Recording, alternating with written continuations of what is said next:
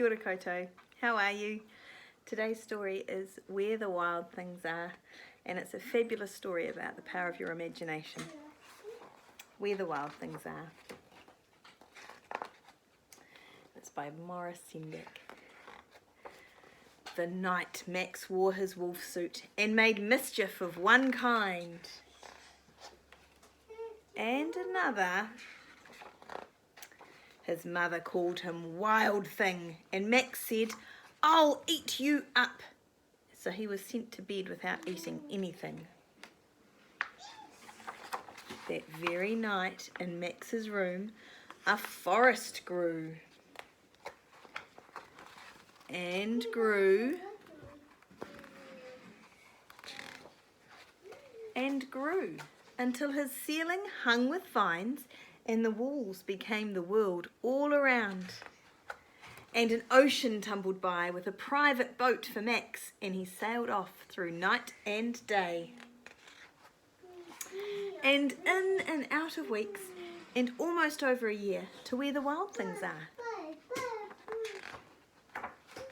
And when he came to the place where the wild things are, they roared their terrible roars, and gnashed their terrible teeth, and rolled their terrible eyes, and showed their terrible claws.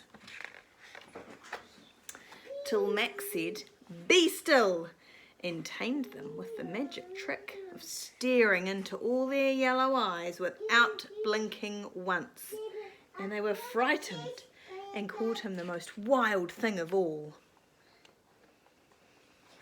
and made him king of all the wild things. "And now," cried Max, "let the wild rumpus start." Wah ha ha ha ha ha ha. Hee hee hee hee hee hee hee. Ho ho ho ho ho ho ho. "Now stop," Max said, and sent the wild things off to bed without their supper. And Max, the king of all wild things, was lonely and wanted to be where someone loved him best of all. Then all around, from far away across the world, he smelled good things to eat. So he gave up being king of all the wild things. But the wild things cried, "Oh, please don't go. We'll eat you up. We love you so." And Max said, "No." The wild things roared their terrible roars, and gnashed their terrible teeth, and rolled their terrible eyes, and showed their terrible claws.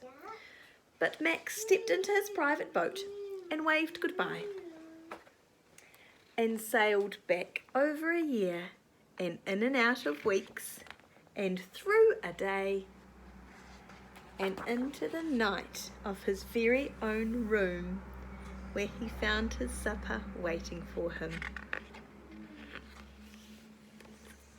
And it was still hot.